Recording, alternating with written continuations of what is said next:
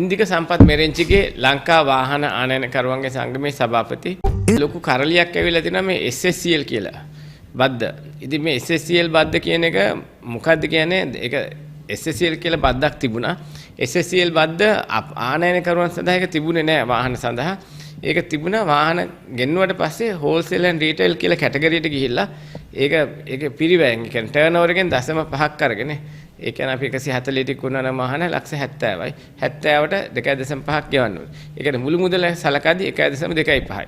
ඉතින් ඕක නිත්‍ය වෙලෙන්ද ගෙවන්න ඕනේ. නිත්‍ය වෙලෙන්දකුත් කොටසක් ඉන්නවා ඒක ගෙවන්නේ නැහැ. ඒ වගේම තමයි SSCL සමාජ ආරක්ෂණ බද්ද. ඉතින් ඇත්තටම අපි ජනාධිපතිතුමා ගොඩක් දූරදර්ශී ක්‍රියාමාර්ගයක් තමයි ගත්තේ. අපිත් විශේෂ ඉල්ලීමක් කරනවා මේ අයවැය යෝජනා ලබා දෙද්දි මේ 2026 දී. ඉතින් යෝජනා අපි ලබා දුන්නා.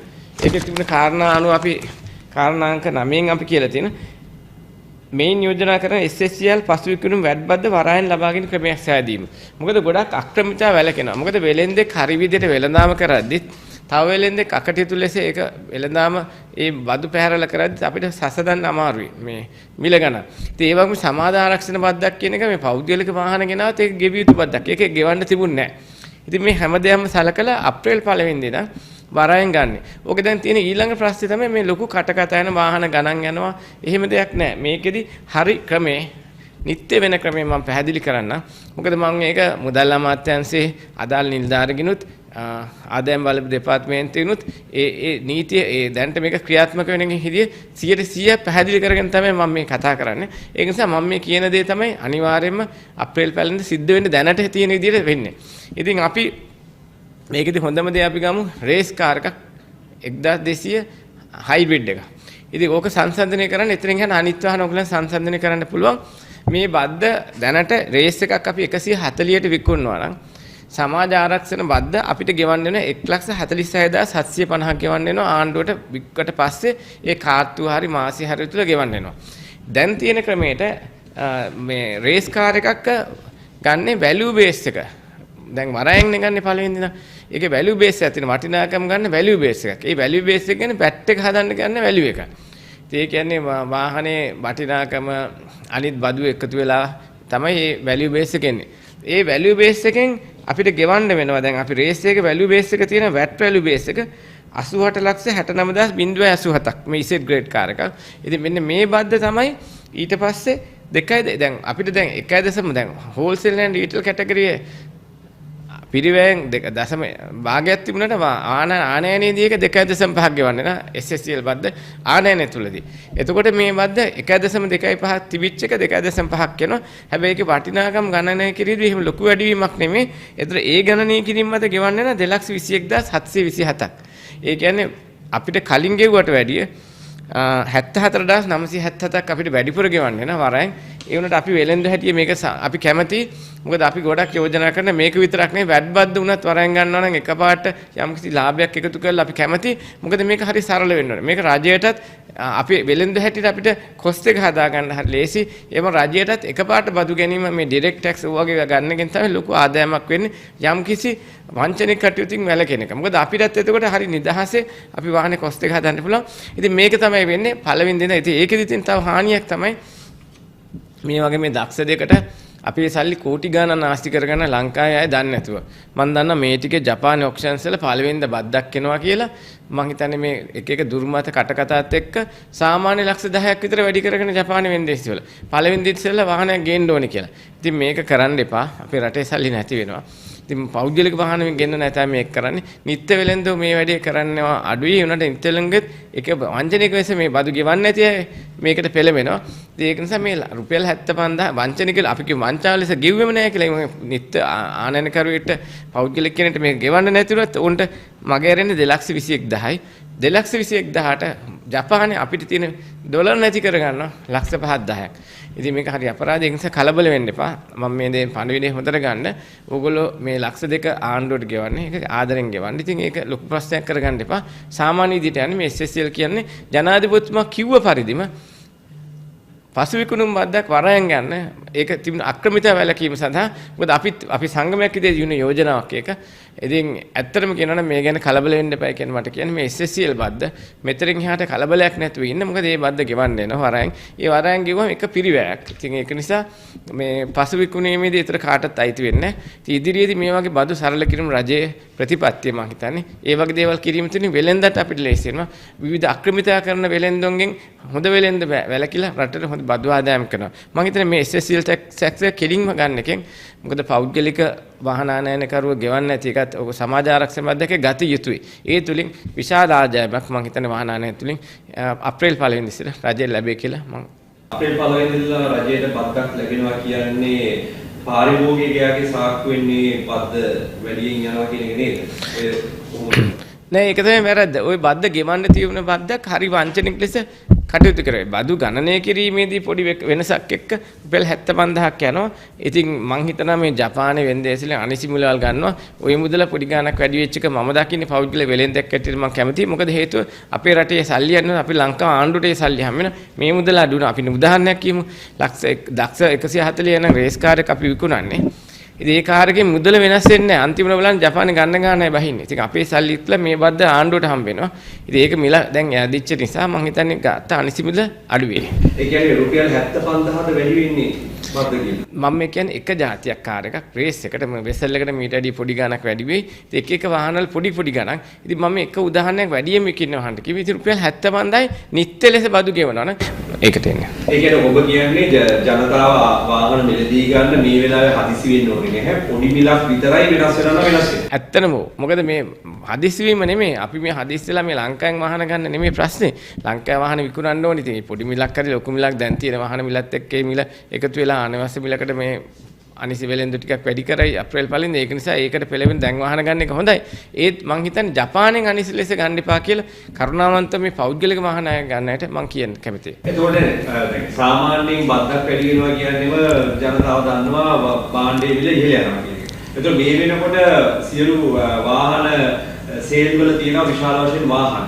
එතකොට අප්‍රේල් 1 වෙනිදා ඉඳලා මේ වාහන වල මිල කොච්චර වෙනස් වීම නියමිත වෙයි? මං හිතන වෙනසක් වෙනවෙයි කියලා. ජපානයේ අනිසි මිලට ගිය මිල පල්ලහැට આવොත් මේ මිලම රැඳේ ලංකා ඩොලර් ප්‍රමාණිකුත් ඉතුරු යන්නට. ඒ කියන්නේ ඔබ කියන්නේ විශ්වාසයෙන් කිය හැකි ලංකා වාහන ආනයනකරුවෝ සංගමේ සභාපති හැටියට ඔබ සංගමේ පිරිසගේ වාහන සේල් වල මිල ඉහළ යන එක නැහැ කියලා. නෑ නිත්‍ය වශයෙන් වෙන්නේ මොකද මේ පොඩි ගාණක් 75000 ලක්ෂයක් වැඩි වෙයි මේ වැඩි වෙච්ච ගාණ. හැබැයි එතනින් හැර ලොකු දෙයක් වෙන්නේ නැහැ. හැබැයි එකම දේ මේ දැන් අනිසි ලෙස බය වෙලා මේ පෞද්ගලික වාහන ගෙන්නන්න මේ ඇත්තටම ආණ්ඩුව පොඩි බැරියර් එකක් දාන්න මේ පෞද්ගලික වාහන ආනයන කළ විකුණන එකට. ඕන් කිසි දෙයක් දන්නේ නැතුව කිරීමෙන් අපේ ඩොලර් ගොඩක් නාස්ති වෙන වෙනත් රටේ අනසි මුදල් වලට සල්ලි දීලා ගන්නවා. ඒක නිසා මේවා නියමනය වෙන්න ඕන ඉස්සරහට. මම හිතන්නේ අලුතෙන් ඇවිල්ලා තියෙන නියෝජ්‍ය මුදල් ඇමති නිශාන්ත මහතා හරි හොඳ කෙනෙක්. එතුමා මේ ගැන ප්‍රායෝගික දැනුමක් තියෙනවා. ආදායම දෙපාර්තමේන්තුවේ ඉඳලා ගොඩක් විශේෂඥ දැනුමක්. ඉතින් මම හිතන්නේ ඉදිරියේදී ගොඩක් අපේ ශ්‍රේෂ්ඨේ ප්‍රශ්නේ නිරාකරණ ගැනීම සඳහා එතුමා ලොකු දායකත්වයක් දෙයි කියලා මම හිතනවා. ඔය ඇත්තටම මේ මං හිතන්නේ ජනතාවට කියන්න කැමති බොරුවට බය වෙන්න එපා. මේක අනිසි ලෙස මේක නිකන් මවාපෑමක් තියෙන. ඉතින් ජනාධිපතිතුමා කියපු දේ තමයි හරි. එක තැනින් ගන්න තියෙන බැද වෙනත් තැනකට මාරු කරන එක. ඒක වංචනික කටයුතු වැළකීමට මේ ගොඩක් බය වෙලා අනිසි ලෙස කටයුතු කරන වංචනික ලෙස බදු ගෙවන්නේ නැති අය සහ පෞද්ගලික වාහන ගෙන්නන අය. ඉතින් මම පෞද්ගලික වාහන ගෙන්නන්නටත් කියලා මේක සමාජ ආරක්ෂණ බන්ධ අපිට ගෙවන්න වෙනවා. ඒක ගැන කලබල වෙන්න එපා. ඉතින් මේ වැඩි වෙන ප්‍රමාණය ඔයගොල්ලෝ දන්නේ නැතුව තමයි අනිසි ලෙස ජපානයෙන් ගන්න. ඒකත් වළක්වන්න. ඉතින් කරුණාකරලා මම හිතන්නේ අප්‍රේල් මාර්තු පළවෙනි සතියේදී මේ අනවශ්‍ය මිල ගණන් ජපානයේත් බහයි. ඉතින් මම හිතන්නේ මේ තිබිච්ච වෙළඳපොළ මිලට වාහන නැදේ. මම හිතන්නේ වාහනයක් ගන්නවා නම් මේ හොඳම කාලේ. ඉතින් මම හිතන්නේ මේ බොරුවට බය කරලා එමෙ කරලා අප්‍රේල් 1 වෙනිදා පස්සේ වැඩි කරන්න ඉඩ තියෙනවා. ඉතින් ඒක නිසා මේ කාලේ වාහනයක් ගන්න තියෙනවා නම් මම හිතන්නේ හොඳම එක තමයි මේ කාලේ වාහනයක් ගැනීම. ඒකෝට දැන් මේ වෙන විට මේ වාහනවල සාමාන්‍ය මිල ගන්න කොයි වගේද යන්නේ සාමාන්‍ය මිල පරාසය? ඔව් සාමාන්‍යයෙන් මං හිතන්නේ දැන් මාස 4-5කට විතර තිබුණාටදී මිල ගණන් බහැලා තියෙන්නේ. ජපානයේත් බහැලා තියෙන්නේ මෙහෙත් තියෙන්නේ. ඒ වගේම තමයි ඔව් ඇත්තටම අපි කියන්න ඕනේ මේ කාලේ ජනප්‍රිය වාහනේ තමයි Toyota Race එක. මම හිතන්නේ වැඩියෙන්ම අපේ පාවිච්චි කරපු වාහන ආනයනය කරන්නේ. ඉතින් මේ ওই මොන වාහන රටකින් ගෙනවත් ඔය ඉන්දුනීසියාවේ වෙන වෙන රටවලින් ඔය Toyota brands හදනවා. ඉතින් මම හිතන්නේ ඉන්දියානුත් ගෙන Tracer එක කියලා තව වාහන. ඉතින් මොනවා ගත්තත් ජපාන් වාහනයක් ගන්න තරම් ප්‍රියමනාපක අපේ ජනතාවනේ ඒකට හේතුවක් තියෙනවා. ඩොමෙස්ටික් ජපාන් වාහනයක තියෙන නිමාව කල්පැවැත්ම සහ ඒකේ අනර්ගත්වය වැඩි. ඉතින් ඒව ඇතින බිල්ඩ් ක්වොලිටි එක. ඉතින් ඒ වගේම අපි කියන්න ඕනේ මේ ඉලෙක්ට්‍රික් වාහන. දැන් මේ ඉලෙක්ට්‍රික් වාහන ගැන අපි කතා කරනවා නම් මේ ඉලෙක්ට්‍රික් වාහන හොඳයි. ගොඩාක් ලස්සනයි. දැන් මේ චීනෙන් එන වාහන ගොඩාක් ලස්සනයි.